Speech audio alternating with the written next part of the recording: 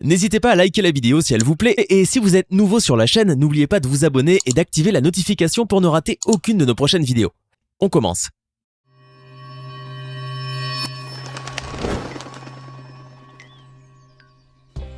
Bonjour et bienvenue à tous. Il existe des records si durs et si insensés dans ce monde que rares sont ceux qui prétendent pouvoir les battre. Ainsi, chaque année qui passe nous apporte son lot d'exploits, accomplis par des gens qui n'ont pas froid aux yeux et qui ont décidé un jour de se surpasser et d'ignorer le mot impossible.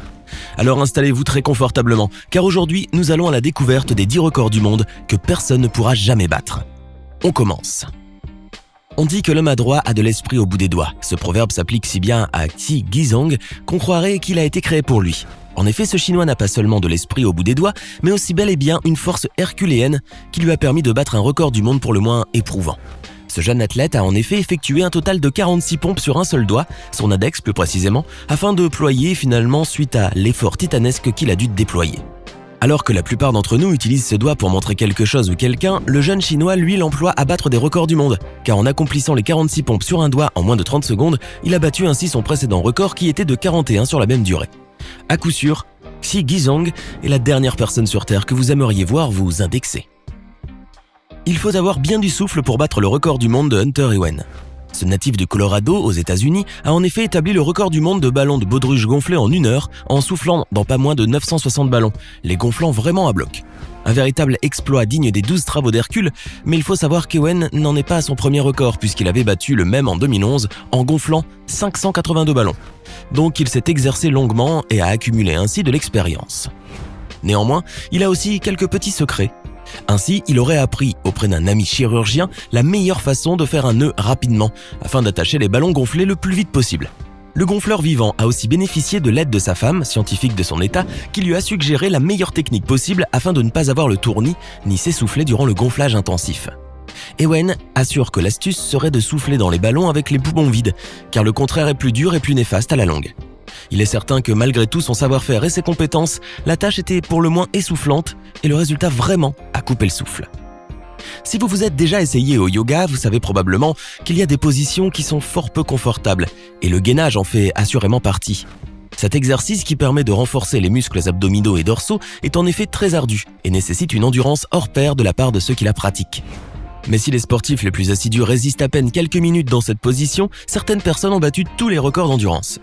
Dana Glowacka, une Canadienne, professeure de yoga, a ainsi pu battre un record mondial en pratiquant un gainage qui a duré pas moins de 4 heures et 20 minutes.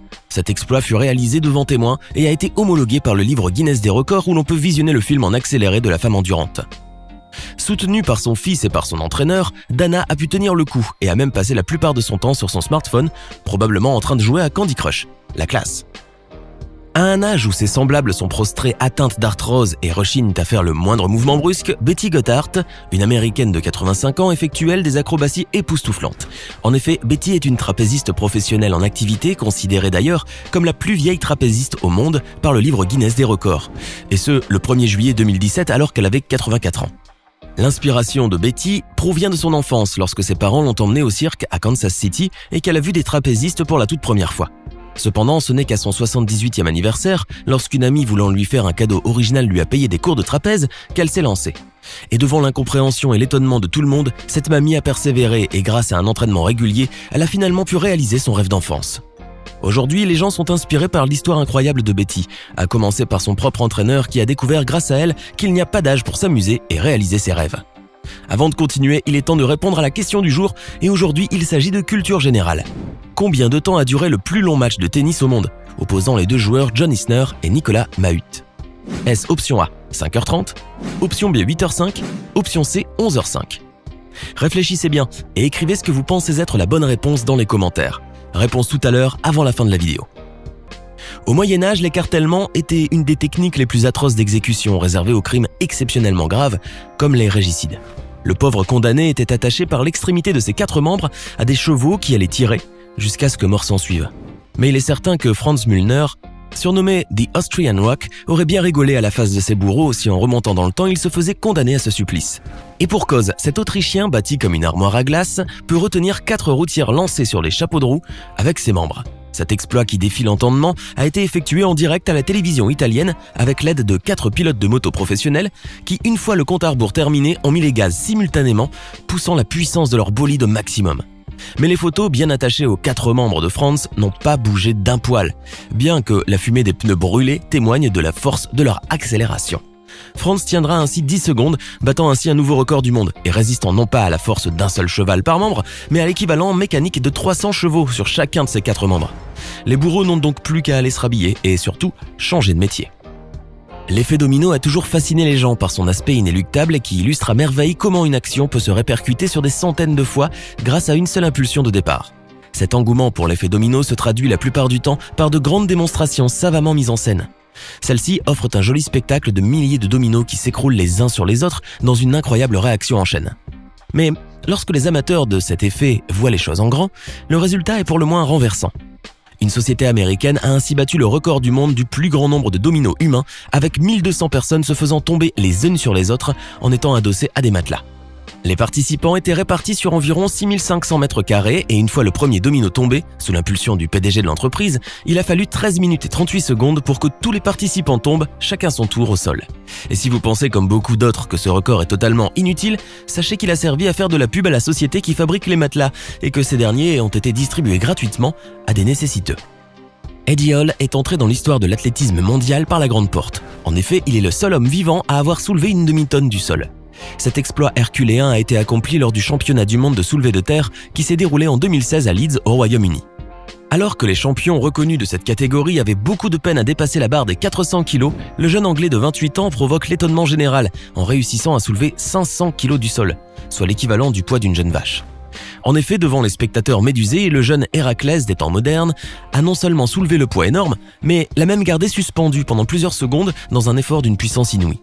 Un effort qui aurait pu lui être fatal, puisque Eddie s'écroule juste après, victime d'une syncope. Par la suite, le jeune Britannique a révélé que l'éclatement de vaisseaux sanguins dans sa tête avait failli le tuer, et qu'il ne tenterait plus de soulever un poids aussi lourd, sauf bien sûr si son record est battu par quelqu'un d'autre. Entre nous, il peut se rassurer, ceci n'est pas vraiment près d'arriver.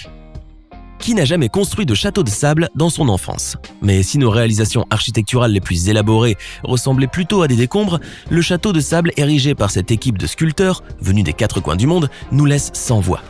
D'une hauteur de 16,68 mètres et avec plus de 3860 tonnes de sable ayant servi à sa construction, ce château de sable édifié à Duisbourg dans l'ouest de l'Allemagne mérite son titre de plus grand château de sable au monde. Mais c'est aussi le plus beau, avec un sens minutieux du détail comme en témoignent ses magnifiques effets de texture et ses symboles de différents pays, tels que le Panthéon grec ou les pyramides d'Égypte. Une réalisation bien éphémère certes, mais qui demeurera longtemps dans les mémoires. Certaines personnes souhaitent toujours joindre l'utile à l'agréable, mais pour cet amateur de piercing et de parachutisme, l'expérience a été, disons-le pour le moins, douloureuse. Stanislav Aksenov est un Suisse passionné de sensations fortes, mais qui a de la suite dans les idées. Cependant, sauter d'une falaise en parachute ne correspondait pas vraiment aux sensations recherchées. Il a donc décidé de faire le saut, mais en accrochant son parachute à ses piercings dorsaux. Oui, vous avez bien entendu. Le jeune Suisse s'est jeté du haut d'un immense précipice avec son parachute accroché au dos grâce à ses nombreux piercings qui ont fait office d'arceau. En se lançant dans le vide à une hauteur vertigineuse, Stanislas était suspendu par la seule force de sa peau qui a dû supporter son poids, celui du parachute et la pression de l'air. Heureusement pour lui, ce jeune Suisse à la peau coriace a pu atterrir sans anicroche. Et même s'il a réellement mis sa vie en danger, il a pu inscrire un record du monde que personne ne viendra lui ravir de sitôt. Pour la plupart d'entre nous, résoudre un Rubik's Cube est un véritable casse-tête, bien que certains soient devenus maîtres en la matière en le terminant en des temps records. Mais jusqu'à présent, nul n'a réussi à battre le record de Jack Kay, ce jeune Australien capable de résoudre un Rubik's Cube en moins de temps qu'il ne faut pour le dire et avec les yeux bandés. Le Speedcuber a en effet pu terminer la résolution de son Rubik's en 16,22 secondes, avec un bandeau sur les yeux et un casque sur les oreilles. Dans la vidéo qui a enregistré son fabuleux exploit, on voit le jeune homme faire tournoyer le cube multicolore à la vitesse de l'éclair avec ses doigts agiles avant d'aligner toutes couleurs et battre ainsi un record du monde dûment homologué par le Guinness Book. Gageons que la prochaine fois, il s'attaquera à un nouveau record, peut-être celui de résolution du Rubik's sans les mains. Alors que pensez-vous de ces incroyables records? Lequel d'entre eux vous a le plus impressionné? Donnez-nous votre ressenti dans les commentaires. Sinon, le match d'anthologie qui a opposé John Isner et Nicolas Mahut au premier tour de Wimbledon 2010 a duré pas moins de 11 heures et 5 minutes. Et reste jusqu'à présent le match de tennis le plus long de l'histoire. J'espère que vous avez été nombreux à trouver la bonne réponse. Ce n'est pas fini. Envie d'en voir plus? Regardez tout de suite une vidéo insolite, pleine de séquences incroyables et de découvertes inégalables sur la chaîne Eureka. Eureka est une chaîne consacrée aux listes insolites qui publie plusieurs fois par semaine des vidéos incroyables sur des sujets inédits. Cliquez tout de suite sur Eureka et découvrez maintenant la toute dernière vidéo de la chaîne. À demain!